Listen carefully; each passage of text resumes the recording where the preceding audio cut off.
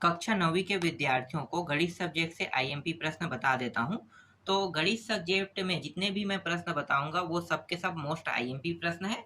अच्छे से सभी का प्रैक्टिस कर लेना, ठीक है। चलो शुरू करते हैं। तो देखो अध्याय 7 दिया हुआ है। अध्याय 7 में है राशियों की तुलना दिया हुआ है। अब इस अध्याय से मैं आपको आईएमपी प्रश्न दिखा देता हूँ।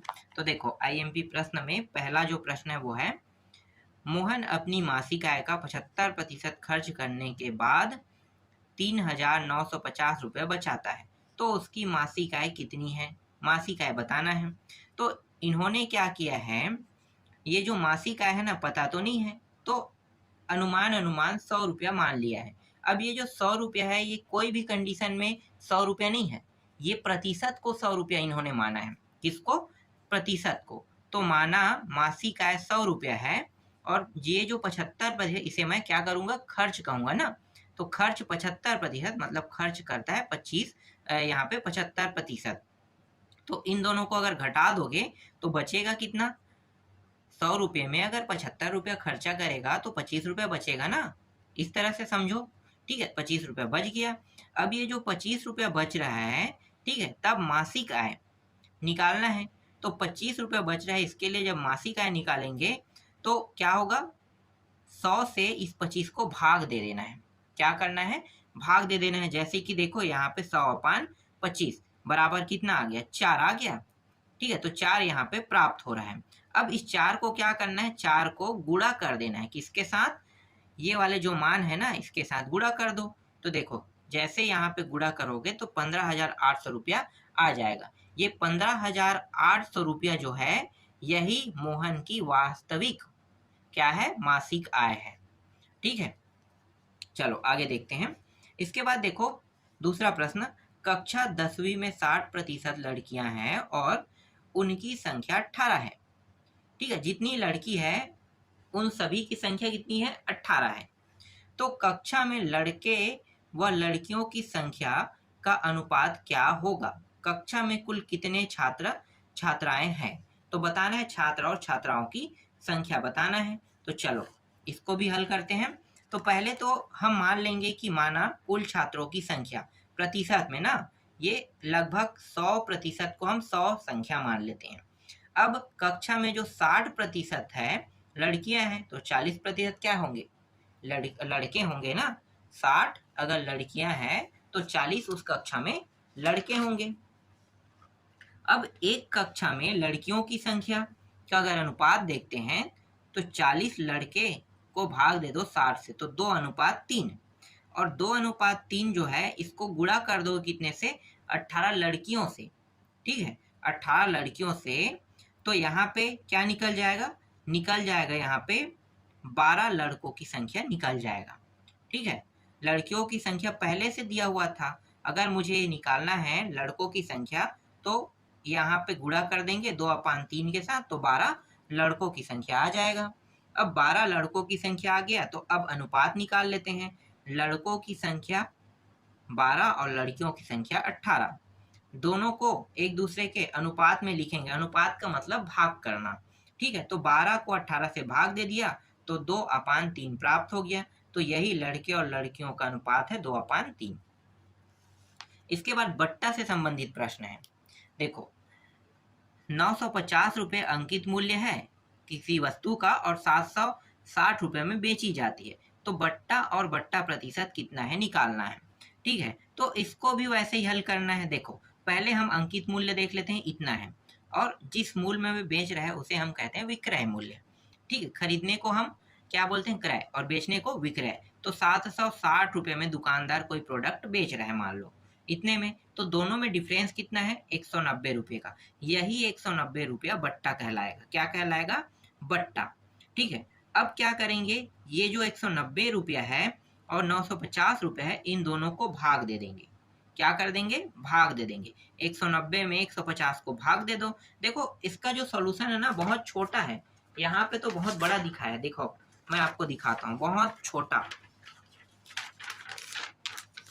देखो अगर ऐसे प्रश्नों को दिया है ना, देखो एक लाइन में मैं इसे ना पूरा सॉल्यूशन कर देता हूँ। पहले मैं क्या करूँगा, 950 में 760 रुपया को घटाऊंगा, कितना आ जाएगा? 190 रुपये का डिफरेंस आ गया। ठीक है, ये जो डिफरेंस प्राप्त हुआ है 190 रुपया और ये 150 रुपया, ठीक है, 190 के साथ इसको मैं भाग कर रहा हूँ, तो 950 को भाग कर दो, फिर गुणित 100 कर दो, इस तरह से। ठीक है, 100 कर दोगे, यहाँ पे ये दोनों कट गया, जो जो कट है उसको कटा दो, तो 19 के पहाड़ा में 95 आता है, क्या आता होगा, कटा देते हैं। 19 पंचे में होता है ना शायद, एकम पंचे 5 बार में आता है, तो 1/5 गुणित 100, 5 एकम 5 बीसम, कितना आ गया, 20%। देखो इतने बस में मैंने पूरा सॉल्यूशन कर दिया। और यहाँ पे ये देखो, ये कंझट कर रहा है, एक ही तो है ना भाई, कंझट कर रहा है यहाँ पे, ये बताना चाहता है कि ऐसे हल करो वैसे हल करो, नहीं, जो मैं कह रहा हूँ वैसे हल करो। ठीक है, शॉर्टकट ट्रिक मैं हमेशा यूज करता हूँ और ऐसे ट्रिक बहुत यूजफुल होते हैं। तो 20% बट्टा आ गया। ठीक है, आगे देखते हैं, ऐसे प्रश्नों को ऐसे ही बनाया जाता है। ठीक है, यहाँ पे देखते हैं, सूरज ने एक टेलीविजन 8% बिक्री कर सहित 10,260 रुपये में कहा है। इस बार इस प्रश्न को देखो, इसमें क्या क्या है, टेलीविजन के बारे में बताया ना, तो 8% बिक्री कर कह रहा है। ठीक है, मतलब अधिक लगेगा, 100 रुपये में 8%, मान लो कि किसी की कीमत कितना है, 100 रुपया है। ठीक है, 100 रुपये रख लेते हैं इस बार वस्तु की कीमत, और 100 रुपये में अगर मैं 8% बिक्री कर, मतलब 8 रुपये और जोड़ देता हूँ, उस प्रोडक्ट में 8 रुपया और जोड़ता हूँ, तो कितना हो जाएगा, 108। तो यहाँ पे आ गया बिक्री कर सहित कितना हो गया, 108 रुपया। ठीक है, 108 रुपये निकल गया। अब क्या करेंगे, अब ये जो वास्तविक मूल्य है, जो 100 रुपया मैंने माना था ना, वास्तविक मूल्य मैंने 100 रुपया माना था, तो 100 रुपये के साथ 108 को क्या कर देना है, भाग कर देना है।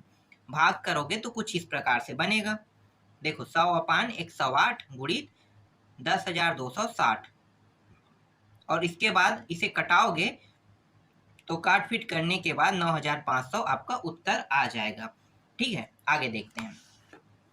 ये तो सब आईएमपी प्रश्नों की सूची है। अगर आपको इसे अच्छे से समझना है तो आपको ना मेरे क्लास को ज्वाइन करना पड़ेगा। ठीक है, तो वहाँ पे है यूट्यूब में ही, ठीक है, प्ले लिस्ट में जाकर आप देख सकते हो इन सभी प्रश्नों के उत्तर को, कि ये ऐसे प्रश्नों को कैसे बनाया जाता है। ठीक है, आगे देखो, यहाँ पे क्या कहे, सरिता ने एक कूलर 15% कर सहित, ठीक है, कर सहित कितने में खरीदा, 5,750 रुपये में खरीदा। कर के जोड़ने से पहले का कूलर का मूल्य ज्ञात कीजिए। तो कर को जोड़ने से पहले कूलर का मूल्य कितना था। ठीक है, तो 100 रुपया मान लो प्रोडक्ट की कीमत, और 15 रुपया कर जोड़ रहा है, तो कितना हो गया, 115 रुपया हो गया, 115। और करते क्या है, इसमें इसको भाग दे देंगे, 100 में 115 को भाग दे दो, जैसे कि डायरेक्ट यहाँ पे आते हैं, नीचे वाली स्टेप में देखो, यहाँ पे भाग कर दिया है, और उसके बाद जो खरीदे रेट है ना, उसको गुणा कर देंगे, तो गुणा करके काट फिट करेंगे तो 5,000 आ जाएगा। ठीक है, यहाँ पे कुछ फॉर्मेलिटी यूज किया गया है, इसके करने की जरूरत भी नहीं, आप डायरेक्ट हल कर सकते हो। हालांकि थोड़ा सा नंबर कट जाएगा, लेकिन बन तो जाएगा ना प्रश्न। इसके बाद देखो, राजन ने एक कूलर, फिर से वही बोल रहा है, 108 रुपये वाला वही है ना, 100 रुपये 108 मान लो। इसके बाद आप इसे आसानी से हल कर सकते हो। तो देखो हल क्या करना है, इस बार समानुपात लगाना है। ठीक है, तो देखो कर रहित मूल्य, कर रहित मूल्य, कर सहित मूल्य और कर सहित मूल्य, तो एक यहाँ पे 100 और x दिया हुआ है। ठीक है, 100x, ये और कुछ नहीं है, अगर आप करना चाहो तो ऐसे ही कर सकते हो, सेम ट्रिक है। यहाँ पे मैं थोड़ा सा चेंजेस कर देता हूँ, ठीक है, पहले जैसा बना देता हूँ। नहीं करना चाहोगे ये तो भी कोई दिक्कत नहीं है, हम क्या करते थे, 100 में 108 को भाग देते थे, ऐसे बिल्कुल यही भाग दे दो, और गुणा किसको करते थे, 2,700 को। तो देखो इस तरह से अगर करोगे तो भी आपका उत्तर आ जाएगा। ठीक है, ये वही फॉर्म है और कुछ अलग नहीं है। और टोटल जो आपका उत्तर आएगा जब कट फिट हो जाएगा, तो अंत में x का मान कितना बचेगा, 2,500 रुपया। ठीक है, यही क्या है, इसका फाइनल आंसर है। समझ में आ गया। यहाँ पे जो ये जो प्रक्रिया किया है ना, इसको यूज करने की जरूरत नहीं, डायरेक्ट आप ये वाला प्रक्रिया यूज कर सकते हो। इसके बाद देखो 7वां प्रश्न, यहाँ पे फिर से बट्टा में आ गया है। एक किताब 10% की छूट पर 45 रुपये में बेची गई, किताब पर कितना मूल्य छपा होगा। ठीक है, तो किताब पे मूल्य कितना छपा होगा बताना है। तो मान लेते हैं कि 100 रुपया किताब का मूल्य है, 10 रुपया क्या कर दे, छूट दिया है ना, 10 रुपये छूट दे दो। तो छूट मतलब क्या करना, माइनस करना। तो 90 रुपया हो गया किताब का मूल्य 10 रुपया छूट देने पर। इसके बाद क्या करेंगे, ये जो 90 रुपया है इसमें ये 45 को भाग कर देना है। क्या करना है, 90 में ये 45 को भाग कर देना। कैसे, देखो यहाँ भी कुछ नया ट्रिक यूज करेगा, इसलिए अच्छा है कि मैं आपको बता देता हूँ कैसे करना है। यहाँ पे साइड पे देखो, ये है 90 रुपया, 90 रुपया में 45 रुपये को क्या कर देना है, भाग कर देना है। ठीक है, 90 रुपये में मैंने 45 रुपये को भाग कर दिया, और जो छूट दिया है ना, इसलिए 100 को नीचे में लिखेंगे और एक्स यहाँ पे। ठीक है, मूल्य निकालेंगे, ये और ये कट गया, 9 कम और 9 पंचे 45, ये भी कट गया, बचा कितना, 10 पंचे 50। ठीक है, तो 50 बच रहा है यहाँ पे, तो ये आ गया 50। तो इसे इस प्रकार से लिख सकते हो। यहाँ पे मैंने थोड़ा सा अलग कर दिया है, 50 रुपये होगा। ठीक है, ये इस तरह से। और एक मिनट, इसे पूरा सही से कर लेते हैं, जो गलतियां हुआ उसे मैं यहाँ पे हटा देता हूँ। देखो क्या किया था उन्होंने, 100 रुपये में 10 रुपये छूट, मतलब 90 रुपये, यही होगा। ठीक है, और दिया कितना था, 45 रुपया, मतलब पेन को बेचा था ना, तो 45 रुपया यहाँ पे मैं लिख लेता हूँ 45 रुपया, और नीचे में मैं लिख लेता हूँ 90, जस्ट उल्टा कर देते हैं, और यहाँ पे ऊपर में 100। ठीक है, इसके बाद हल करो, तो 1 शून्य कट गया, 9 कम 9 पंचे, कितना आ गया यहाँ पे, 50 रुपये आ गया। ठीक है, तो 50 रुपये क्या था, पेन का मूल्य था, जिसमें उन्होंने 10% छोड़ दिया था, इसी वजह से 45 रुपये पड़ा। ये शॉर्टकट तरीका है। जब प्रश्न ना बने ना, तब शॉर्टकट तरीके का उपयोग कर लेना चाहिए, उससे कुछ नंबर मिल जाता है। आगे देखें, 8वां प्रश्न। 8वां प्रश्न में देखो, यदि मूलधन इस तरह से 16,000 है, दर 5% और समय 3 वर्ष है, तो क्या ज्ञात करने के लिए है, मिश्र धन। मिश्र धन का सूत्र आप लोग याद रख लो, ये मिश्र धन का सूत्र होता है, इसी सूत्र का आपको उपयोग करना है। ठीक है, तो P का मान 16,000 इस तरह से रखना है, P का मान कितना है 16, R का मान 5 यहाँ पे रख दो। हल करोगे तो कुछ हल जो है इस प्रकार से होगा। ठीक है, हल होके उत्तर आपका ये आएगा। इसी तरह से बैंक वाला देखो, बैंक में जमा धन राशि 50,000, मूलधन, दर 15 और समय 2 वर्ष। वही सूत्र उपयोग करेंगे, देख लो मिश्र धन वाला, और पूरा जब हल करेंगे तो आपका उत्तर इतना आ जाएगा। ठीक है, और इसके बाद देखो यहाँ पे 8,000 का 10+2 वर्ष, ये भी वही सूत्र उपयोग है। यहाँ भी मैं आपको दिखा देता हूँ, ये मिश्र धन वाला सूत्र। ठीक है, और लेकिन इसमें निकालने के लिए क्या कहे, चक्रवृद्धि ब्याज और साधारण ब्याज। अब देखो अंतर कैसे निकालोगे, तो यहाँ पे सबसे पहले ना साधारण ब्याज निकाला है, P गुणित R गुणित T अपान 100, ये सूत्र होता है। इस सूत्र से 1600 रुपये आ गया साधारण ब्याज। अब मिश्र धन वाले सूत्र लगा के क्या निकालेंगे, चक्रवृद्धि ब्याज। तो इस तरह से यहाँ पे देखो ये रहा। ठीक है, पूरा चक्रवृद्धि ब्याज ज्ञात हो गया, यहाँ से लेके यहाँ तक आओगे 1680 रुपया चक्रवृद्धि ब्याज मिला। अब दोनों में डिफरेंस, मतलब इसमें उसको घटा देंगे 1600 को, तो देखो ये रहा, घटाने पर कितना आ गया, 80 रुपया का अंतर आया। अगर साधारण ब्याज लगाता है तो ज़्यादा ब्याज नहीं बढ़ता है, लेकिन चक्रवृद्धि ब्याज लगाने पर ब्याज की राशि बढ़ जाता है। तो कितना बढ़ा था, दोनों में अंतर है 80 रुपया का। इसी तरह से देखो दूसरा प्रश्न, पंजाब नेशनल बैंक में कितना धन जमा करे कि 5% वार्षिक ब्याज की दर से उसे 2 वर्ष में 6,615 प्राप्त हो कह रहा है। ठीक है, तो बस कुछ नहीं करना है, मिश्र धन बस आपको इसमें निकालना है। तो देख लो मिश्र धन निकालने का तरीका बिल्कुल किसी भी प्रश्न में चेंज नहीं होगा, हर में मिश्र धन निकालोगे। उसके बाद अगर चक्रवृद्धि ब्याज का है तो चक्रवृद्धि ब्याज मिश्र धन के बाद निकलता है, और साधारण ब्याज तो सिंपल सूत्र से निकलता है। ठीक है, तो वही आपको यूज कर देना है। ये रहा यहाँ तक। ठीक, आगे देखते हैं। इसके बाद तीसरा प्रश्न देखो, कितने प्रतिशत वार्षिक ब्याज की दर से 6,000 की राशि 2 वर्ष में 6,615 हो जाती है। तो इसका भी उत्तर आपको देख लेना है। ठीक है, यहाँ पे देखो मूलधन दिया हुआ है, मिश्र धन और समय दिया है, दर नहीं दिया है। निकालना क्या है, दर।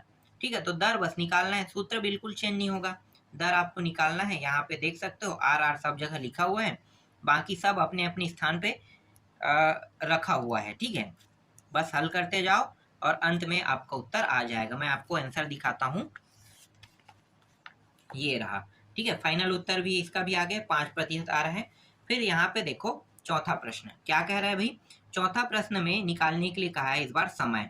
इन सभी को देखो, यहाँ यहाँ और यहाँ क्या क्या दिखाई दे रहा है, यहाँ पे मूलधन दिखाई दे रहा है, मिश्र धन दिखाई दे रहा है, प्रतिशत दिखाई दे रहा है, लेकिन समय नहीं दिखाई दे रहा है। तो समय को निकालेंगे, तो समय को निकालने का तरीका देखो मैं आपको दिखाता हूँ। वही सूत्र वही रहेगा, एन एन एन, यहाँ पे सब में एन है, देख लो हर जगह। बस अंत में क्या होगा, ये इस साइड आके इसका मान बनेगा और एन का मान 3 वर्ष हो जाएगा। इसके बाद देखो ये कुर्सी वाला है, फिर से आ गया वैसे ही प्रश्न, कुर्सी वाला। ठीक है, 450 रुपया, ये थोड़ा सा अलग रहेगा।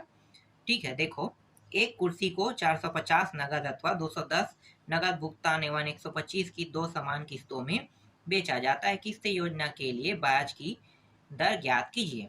तो नगद कुर्सी कितना, इतने में बेचा जाता है। तत्काल नगद भुगतान उन्होंने इतना कर दिया, बाकी को बोल रहा है कि मैं 2 समान किस्तों में चुका दूंगा। ठीक है, समझो अब ऐसे प्रश्न एक ही है, इससे रिलेटेड 2-3 प्रश्न होना चाहिए था, लेकिन एक ही दिया है। कैसे बनाएगा, कैसे बनता है चलो देखते हैं। ठीक है, तो 2 किस्तों में से चुका देगा। ठीक है, देना कितना है 240 रुपया और बाकी है। ठीक है, अब एक एक किस्त की राशि कितना बना रहा है, 2 किस्त में एक एक किस्त की राशि 125 रुपया बना रहा है, मतलब कुल उसे 250 रुपया देना है, जिसमें ब्याज भी इंक्लूड है। ब्याज इंक्लूड है ना, देखो 240 देना था लेकिन दिया कितना 250, मतलब ब्याज देना पड़ गया। तो कितना ब्याज दिया, 10 रुपये का ब्याज दिया उन्होंने। ठीक है, अंतर निकल गया, 10 रुपया अधिक देना पड़ा ब्याज राशि के साथ। तो पहले माह के लिए मूलधन 240 रुपया रहेगा। ठीक है, 240 में 125 को घटा दो तो 115 रुपया। ठीक है, 115 रुपया बचेगा। तो 2 माह के लिए कुल मूलधन इन दोनों को जोड़ोगे तो 355 आ जाएगा। और अंतिम में क्या करेंगे, जो 10 रुपया ब्याज है इसको अगर इंक्लूड कर देंगे तो 125 आ जाएगा। ठीक है, तो बचा कितना है 335। तो ये अब दूसरे माह के लिए क्या होगा, मूलधन बनेगा। तो वही साधारण ब्याज का सूत्र P गुणित R गुणित T अपान 100, और महीने महीने का निकाल रहे हैं तो एक माह में, मतलब एक साल में, माह नहीं, एक साल में कितने माह होते हैं 12 माह, तो 1/12 लिखेंगे। ठीक है, तो इस तरह से 1/12 हल करोगे तो यहाँ पे आ जाएगा 10 आ जाएगा। ठीक है, या सॉरी यहाँ पे 10 जो है ब्याज है, तो 10 ब्याज को यहाँ पे रखेंगे। जो जो कट फिट रहे काटने के बाद जो R का मान है 33.80 प्राप्त होगा। इसके बाद देखो छठवां प्रश्न और अंतिम प्रश्न, 1260 रुपये का 5% वार्षिक ब्याज की दर से निकालना क्या है। यहाँ पे दोनों तो दिया है, ब्याज भी दिया है, चक्रवृद्धि ब्याज सब दिया है। हाँ, साधारण ब्याज और चक्रवृद्धि ब्याज का अंतर निकालना है। तो ये साधारण ब्याज का सूत्र है जिसमें 126 रुपया प्राप्त हुआ। अब चक्रवृद्धि ब्याज निकालना है ना, तो ये मिश्र धन वाला सूत्र बस लगा के हल करोगे तो चक्रवृद्धि ब्याज यहाँ पे प्राप्त होगा, ये मिश्र धन। और मिश्र धन में आपको घटाना क्या है, घटाना है मूलधन को। तो मिश्र धन में मूलधन को घटाया तो 129 रुपया आया, ये चक्रवृद्धि ब्याज है। अब चक्रवृद्धि ब्याज और ये जो साधारण ब्याज है यहाँ पे 126 रुपये, इसको घटा देंगे, कितना का अंतर है, तो अंतर है दोनों में 3.12 रुपये का अंतर है। ठीक है, तो यही अंतिम प्रश्न था, और इसके अलावा ज़्यादा प्रश्न नहीं आएगा आपके एग्जाम में, इतने ही टाइप के प्रश्न आपके एग्जाम में आएगा।